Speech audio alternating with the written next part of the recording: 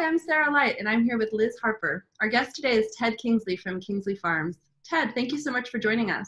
Can you please introduce yourself for our audience? You bet. Hi, Sarah. Hi, Liz. Thanks for having me. My name is Ted Kingsley. I live in Colusa, California, north of Sacramento. I'm originally, I'm a native of Austin, Texas. Hook'em. I grew up in Walnut Creek, California. I went to Chico State and graduated with an ag business degree there, and then later followed up with an MBA from St. Mary's College of California. And now I currently work for a almond processor, and also we operate Kingsley Farms, which is we're grass farmers and sun harvesters. So we got livestock in various shapes and forms. Yes, and that's what we're going to be talking about mostly.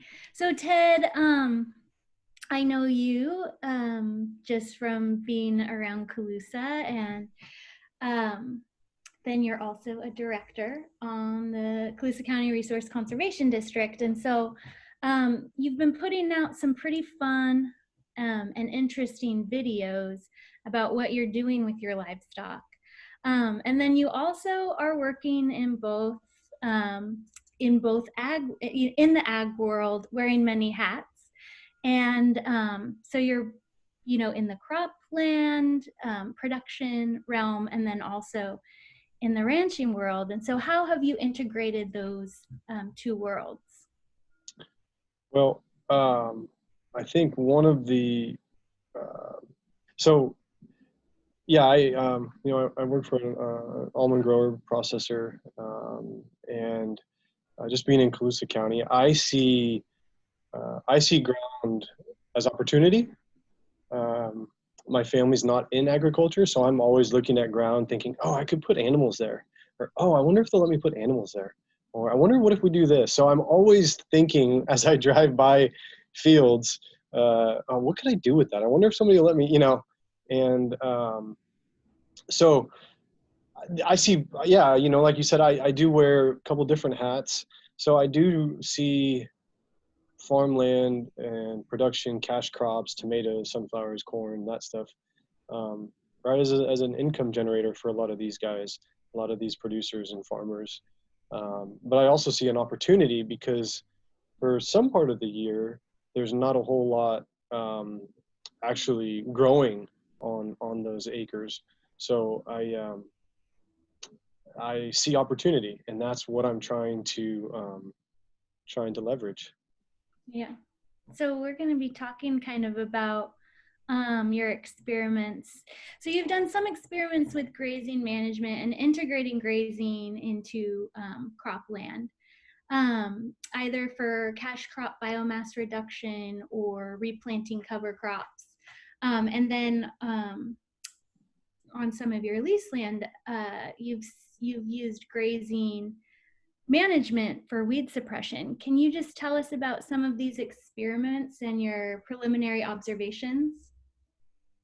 Sure. I would say that there are a lot of experiments, a lot of trial and error. The one that kind of sticks out in my mind is we have a piece rented out here in the foothills, and last year during the winter, we ended up feeding some cows on this one section and just repeatedly on this one area.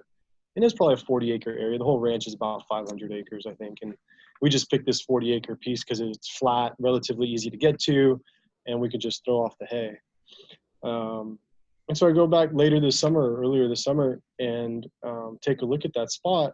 And right now, where you'd see a lot of tarweed, old star thistle grown up, there's actually none of that. It's has just a little bit of growth, but not a lot of weed growth.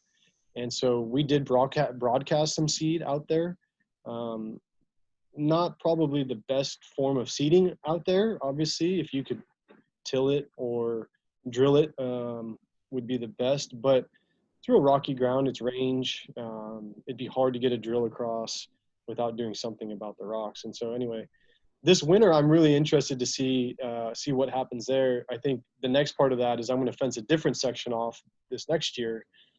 And so I'll fence off that section so the cows don't get on it. And then I will go to a different spot and feed on a different spot and just kind of monitor that first spot and see what kind of growth we get. And so that's kind of encouraging. That's kind of fun. I'm kind of excited about that. The other thing that we're doing right now, Davis Ranch here in Colusa has given us the opportunity to graze a couple of rice fields that they've had that's been planted. It's an organic field. And so it worked out really good to put the cows on there. The cows are not technically certified as organic, but there's no inputs into them. There's no synthetic inputs that are added to them during the summer. So the idea there is that, well, it's multi-benefit, really. The Nature Conservancy came in and decided they wanted to do a migratory bird project. And we worked it out with Davis Ranch Nature Conservancy to, allow them to use the land that we had leased, flood it up, create the habitat, and then we were made whole by buying some feed and whatnot to kind of sustain the cows through the last month is about what they needed. And then once we drain it this year, we'll go ahead and put like a winter cover crop on it, probably oats, maybe some radish, turnips, things like that during the winter, and see what goes, and then plant an actual summer forage crop next year, 2021, spring of 2021. So we're pretty interested in that. I think we're going to try a couple different things. We'll probably fly it on. Thought was that just as the field gets drained is to let it seed that way.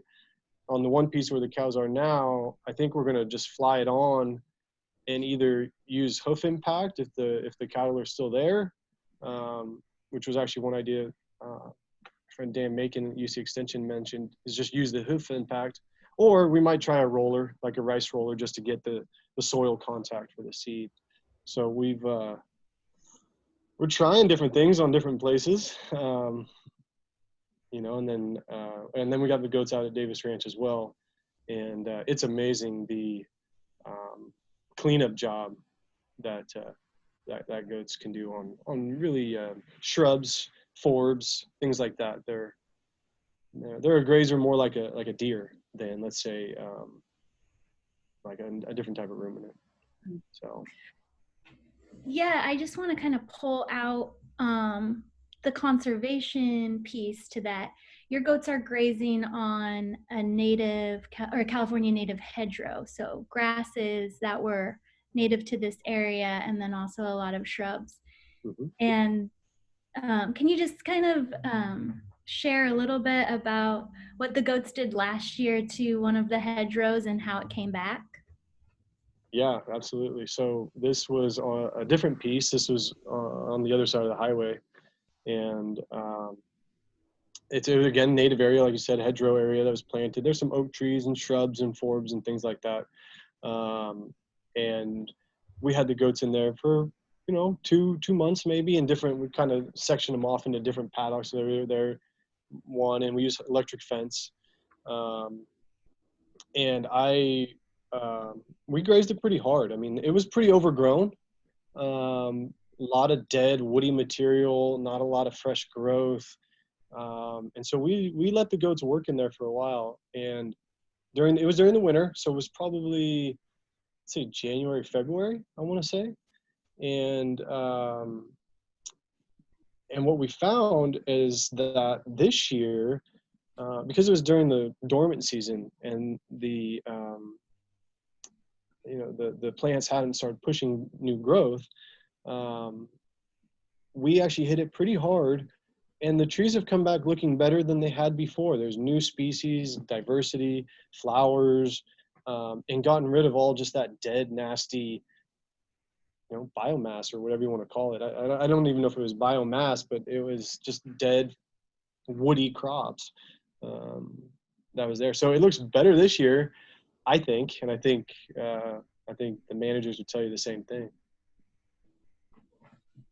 So this last question is slightly political, I guess, in nature, but because of your work experience and business, kind of experience, so agriculture, and then your time in the Midwest, kind of what advice would you give local conservation agencies for programs and kind of directions for this,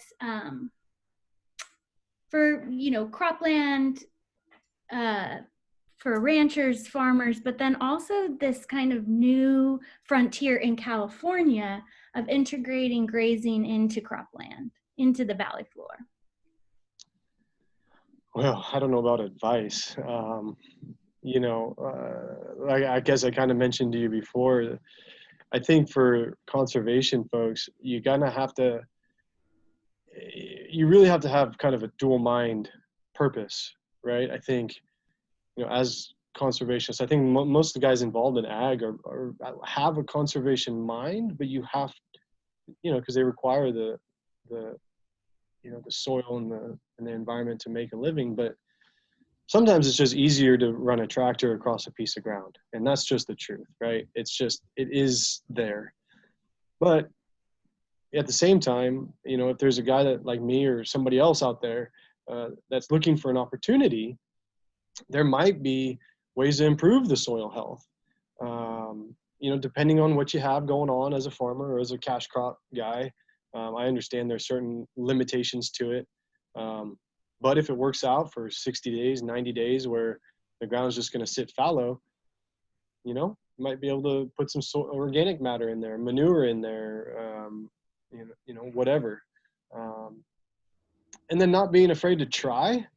I think that's the hardest part is just trying something. And I would say, it's from the conservation perspective, is just trying and be open-minded,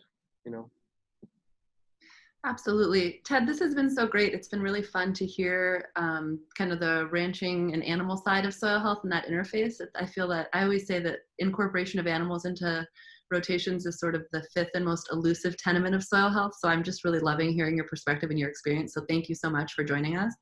Is there anything else you'd like to add before we end our interview today?